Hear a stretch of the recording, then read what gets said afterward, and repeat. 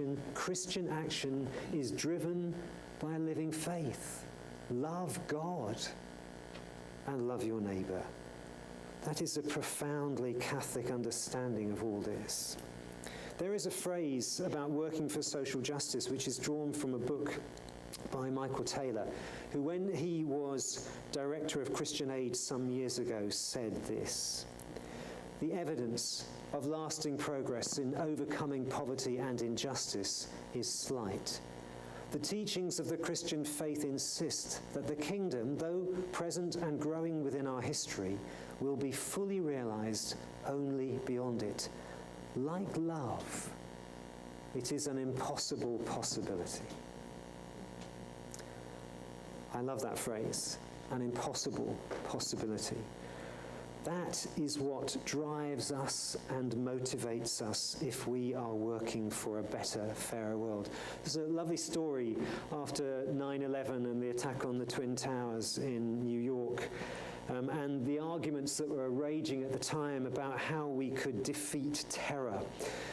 And a simple Christian listening to the litany of military experts talking about bombing this and destroying that and taking out the other and hitting at the heart of this, that and the other said, the only way to defeat terror is to out-imagine it. We need to live in the light of God's emerging future, God's impossible possibility, and to transform our communities by out-imagining evil, holding before people an impossible possibility. That, of course, is Walter Brueggemann's great insight for us about the renewal of our theological imagination.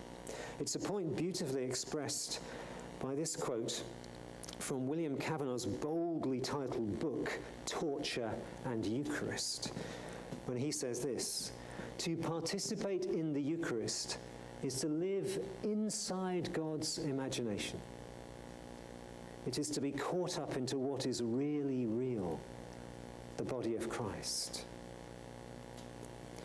The role of the church is to out-imagine the conventional frameworks within which people imagine the world and its possibilities.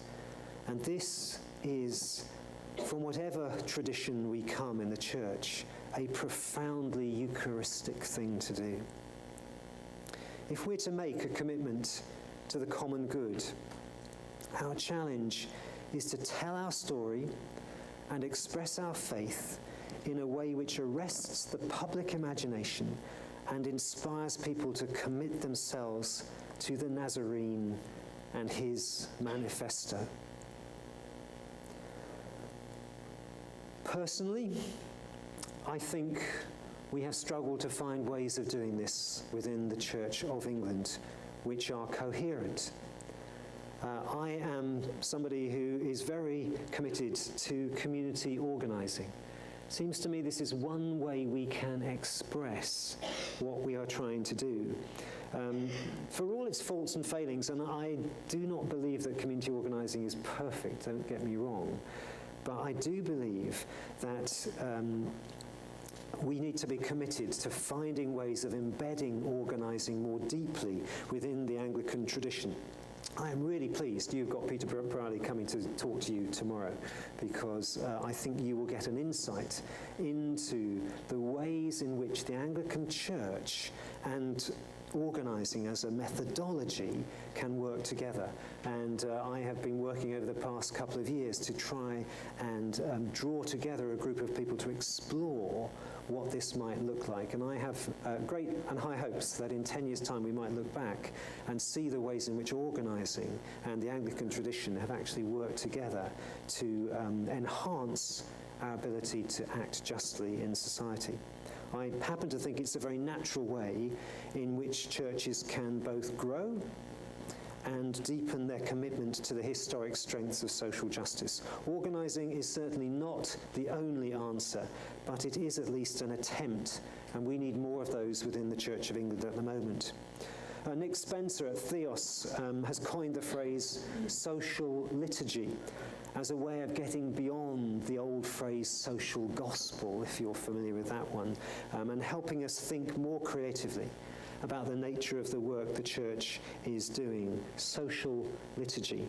In some ways, that's simply developing the Eucharistic theology that I was trying to talk about earlier on. And then there is Together for the Common Good, another important attempt to resource churches and individual Christians with the intellectual and theological tools that they need to make a difference. And if you haven't checked out Together for the Common Good's websites, please do that. And then in London, St Martin in the Fields is working on a project. It's a great project. It's a rubbish name. It's called Heart Edge.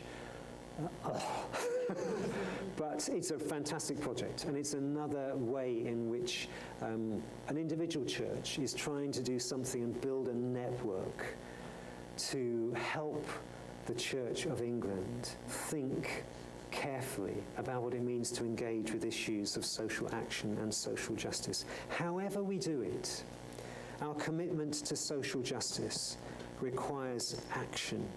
It requires new thinking, it requires innovation, and it requires experiment.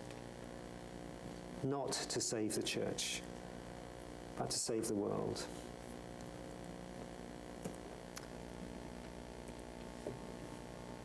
Those are the three questions I put up, or I said I'd put up at the end when I began my talk.